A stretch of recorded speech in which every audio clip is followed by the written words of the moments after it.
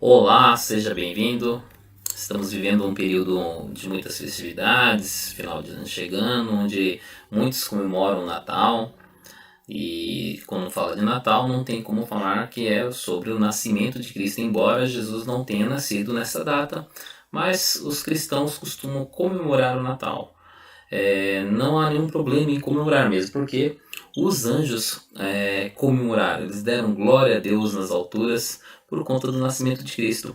Algo que chama muita atenção é que Jesus mesmo não pediu para que fosse lembrado esta data e esse período. Ele também não mencionou que fosse lembrado sobre a sua ressurreição. O que ele pediu que fosse lembrado sobre a sua morte. Mas o porquê de nosso mestre pedir isso?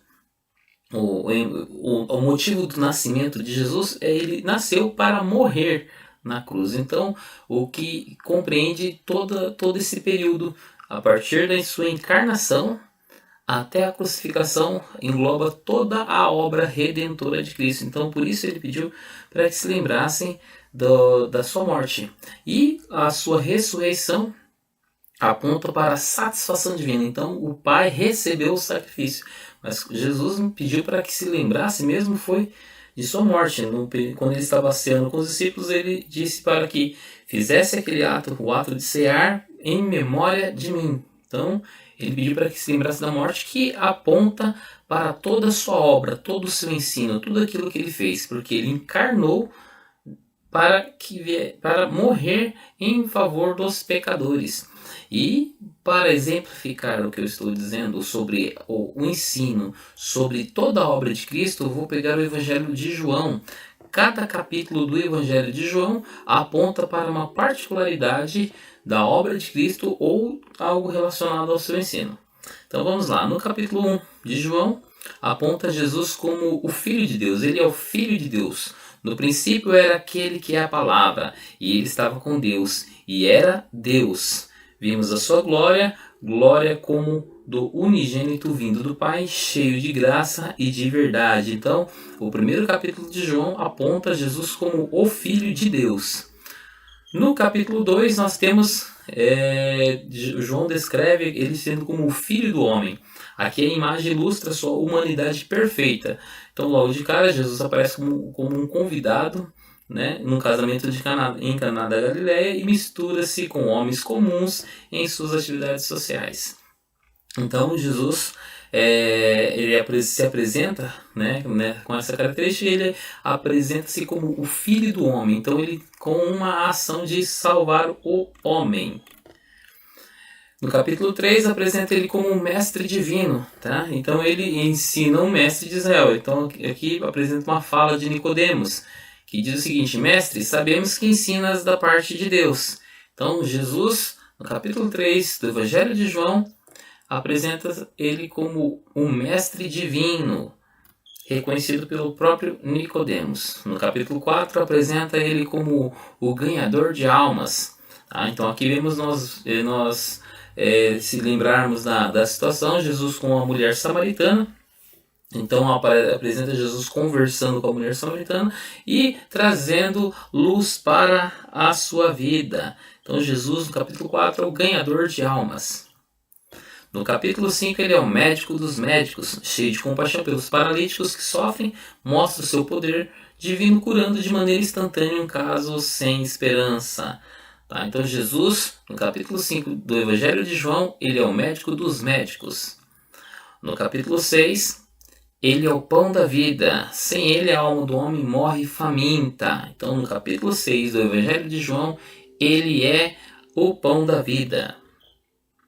No capítulo 7, ele é a água da vida que satisfaz o coração do sedento. No capítulo 8, ele é o defensor do fraco. Uma cena mostra como defende a mulher decaída e também sua defesa em favor das crianças. Tá? Então Jesus é o defensor do fraco no capítulo 8 do Evangelho de João. No capítulo 9, ele é a luz do mundo, reivindica esse direito e o comprova dando luz a um cego de nascença. No capítulo 10, ele é o bom pastor, cuida do rebanho com extremo cuidado e dá a vida pelas ovelhas. No capítulo 11, ele é o príncipe da vida, prova seu direito ao título quando chama Lázaro da morte. No capítulo 12, ele é o rei, entra em Jerusalém montado em um jumentinho e é aclamado rei de Israel pela multidão. No capítulo 13, ele assume o lugar do servo. Aqui temos a cena maravilhosa de sua condescendência ao lavar os pés dos discípulos. No capítulo 14 do Evangelho de João, ele é o Consolador. Mesmo sua crucificação estando tão próxima, esqueceu-se de si mesmo por completo e consolou seus conturbados discípulos. E no capítulo 15, ele é a videira verdadeira, é a fonte de todo fruto espiritual. No capítulo 16, ele é o doador do Espírito Santo. Ao partir, promete enviar outro Consolador ao mundo. Ele, no capítulo 17, ele é o grande intercessor, faz a maravilhosa oração intercessora pela igreja. No capítulo 18, ele é o sofredor, submisso, toma o cálice de sofrimento do Pai. E no capítulo 19, ele é o Salvador crucificado, chega a ser obediente até a morte e morte de cruz. No capítulo 20, ele é o conquistador da morte. 4 vezes encontra e derrota o rei dos terrores. O primeiro ao lado da cama de uma menininha, segundo no enterro do filho da viúva, terceiro na tumba de Lázaro. E finalmente entra na própria fortaleza do destruidor sinistro e transforma-se no conquistador. E no capítulo 21 ele é o restaurador do arrependido, comissiona Pedro como pastor do rebanho e manda alimentar as ovelhas e os cordeiros. Então percebe que não dá para pensar somente no nascimento, embora Cristo sempre existiu. Então o termo melhor para se apresentar aí é a encarnação de Cristo. O Verbo se fez carne, habitou entre nós, nós vimos a sua glória, né, a glória do unigênito do Pai. E quando Cristo menciona, lembre-se, ele não me pediu para lembrar do nascimento, ele não pediu para lembrar da ressurreição, ele pediu para lembrar da morte, porque a morte engloba toda a sua obra, tudo que foi consumado da obra de Cristo, ele, a partir da sua encarnação, todo esse processo, tudo o que aconteceu, culmina na morte de Cristo, mesmo porque ele veio ao mundo para dar a sua vida para nos salvar.